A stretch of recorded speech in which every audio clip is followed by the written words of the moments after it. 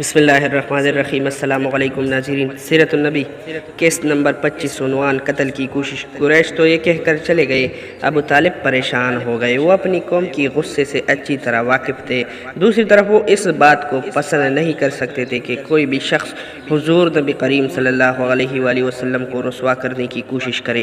اس لیے انہوں نے حضور نبی کریم صلی اللہ علیہ وآلہ وسلم سے کہا، بھتیجے تمہاری قوم کے لوگ میرے پاس آئے، انہوں نے مجھ سے یہ کہا ہے، اس لیے اپنی اوپر اور مجھ پر رحم کرو اور مجھ پر ایسا بوجھ نہ ڈالو جس کو میں اٹھا نہ سکوں۔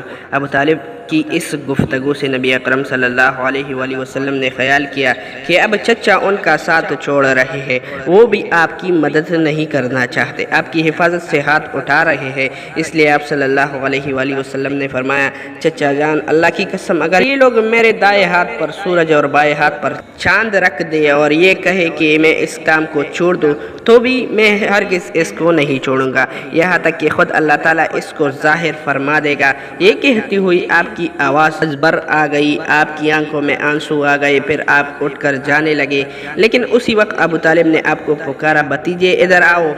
آپ ان کی طرف مڑے تو انہوں نے کہا، جاؤ بھتیجے، جو دل چاہے کہو، اللہ کی قسم میں تمہیں کسی حال میں نہیں چھوڑوں گا۔ جب قریش کو اندازہ ہو گیا کہ ابو طالب آپ کا ساتھ چھوڑنے پر تیار نہیں ہے تو وہ عمار بن ولید کو ساتھ لے کر ابو طالب کے پاس آئے اور بولے، اے ابو طالب، یہ عمار بن ولید ہے، قریش کا سب سے زیادہ بہادر، طاقتور اور سب سے زیادہ حسین نوجوان ہے، تم اس سے لے کر اپنا بیٹا بنا لو اور اس کی بدلے میں اپنے بھتیجے کو ہمارے حوالے کر دو، اس لیے کہ وہ تمہارے اور تمہارے باپ دادا کی دین کے خلاف جا رہا ہے، اس نے تمہاری قوم میں ایک پھوٹ ڈال دی ہے اور ان کی عقل خراب کر دی ہے، تم اسے ہمارے حوالے کر دو تاکہ ہم اسے قتل کر دیں، انسان کے بدلے میں ہم تمہیں انسان دے رہے ہیں۔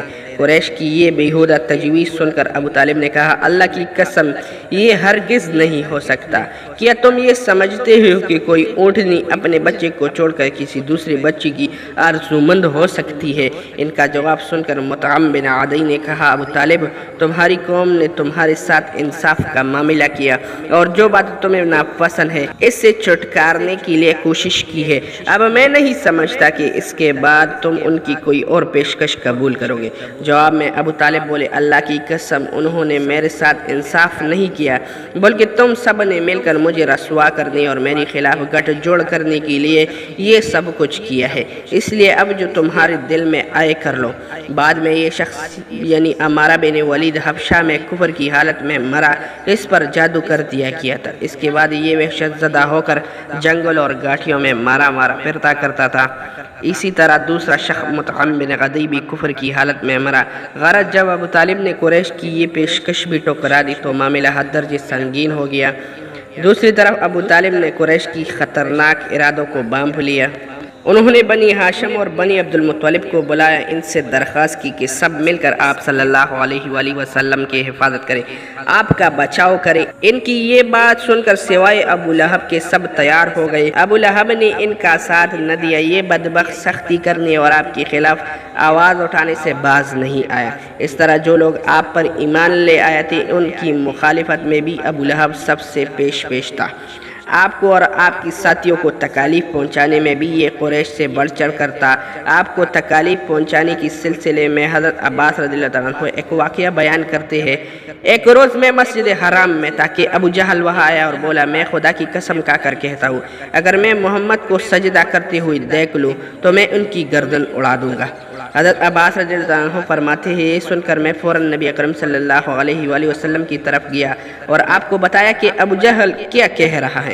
نبی اکرم صلی اللہ علیہ وآلہ وسلم یہ سن کر غصے کی حالت میں باہر نکلے اور تیز تیز چلتے ہوئے مسجد حرام میں داخل ہوئے، یہاں تک کہ گزرتے وقت آپ کی دیوار پر رگڑ لگ گئی۔ آپ سورۃ غلق کی آیات 1 سے 2 پڑھ رہے تھے۔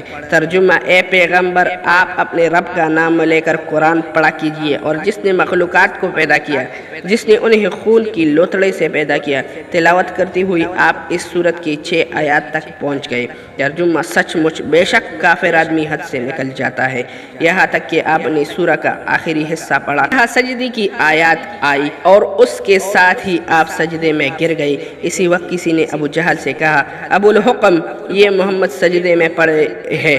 یہ سنتے ہی ابو جہل فوراً آپ کی طرف بڑھا، آپ کی نزدیک پہنچا، لیکن پھر اچانک واپس آ گیا۔ لوگوں نے حیران ہو کر پوچھا: ابو جہل کیا ہوا؟ جواب میں اس نے اور زیادہ حیران ہو کر کہا: جو میں دیکھ رہا ہوں، کیا تمہیں وہ نظر نہیں آ رہا؟ اس کی بات سن کر لوگ اور زیادہ حیران ہوئے اور بولے: تمہیں کیا نظر آ رہا ہے ابو جہل؟ اس پر ابو جہل نے کہا: مجھے اپنے اور ان کے درمیان آگ کی ایک خندق نظر آ رہی ہے۔ اس طرح ایک دن ابو جہل نے کہا: اے گروہ قریش، جیسا کہ تم دیکھ رہے ہو، محمد تمہارے دین میں غیب ڈال رہا ہے، تمہارے معبودوں کو برا کہہ رہا ہے، تمہاری عقلوں کو خراب بتا رہا ہے اور تمہاری باپ داداؤں کو گالیاں دے رہا ہے۔ اس لیے میں خدا کے سامنے عہد کرتا ہوں کہ کل میں محمد کے لیے اتنا بڑا پتھر لے کر بیٹھوں گا جس کی بوجھ وہ برداشت نہیں کر سکے گا۔ جو نہیں وہ سجدے میں جائے گا، میں وہ پتھر ان کی سر پر دے ماروں گا۔ اس کے بعد تم لوگوں کو اختیار ہے، چاہے تو اس معاملے میں میری مدد کرنا اور مجھے پناہ دینا، چاہے تو مجھے دشمنوں کے حوالے کر دینا۔ پھر بنی عبد المناف میرا جو بھی حشر کرے۔ یہ سن کر قریش نے کہا: اللہ کی قسم، ہم تمہیں کسی قیمت پر دغا ہونے نہیں دیں گے، اس لیے جو تم کرنا چاہتے ہو اطمینان سے کرو۔ دوسرے دن ابو جہل اپنے پروگرام کے مطابق ایک بھاری پتھر اٹھا لایا اور لگا نبی اکرم صلی اللہ علیہ وآلہ وسلم کا انتظار کرنے لگے۔ ادھر نبی اکرم صلی اللہ علیہ وآلہ وسلم بھی عادت کے مطابق صبح کی نماز کے لیے وہاں پر تشریف لے آئے۔ اس وقت آپ کا قبلہ بیت المقدس کی طرف تھا۔ آپ نماز کے لیے رکن یمانی اور حجر اسود کے درمیان کھڑے ہوا کرتے تھے، کعبے کو اپنے اور بیت المقدس کے درمیان کر لیا کرتے تھے۔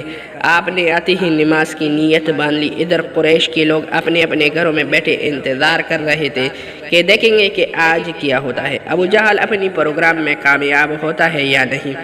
پر جو ہی آپ سجدے میں گئے، ابو جہل نے پتھر اٹھایا اور آپ کی طرف بڑھ گیا۔ جیسے ہی وہ آپ کی نزدیک ہوا، ایک دم اس پر لرزہ طاری ہو گیا، چہرے کا رنگ اڑ گیا، گھبراہٹ کا عالم میں وہاں سے پیچھے ہٹ گیا۔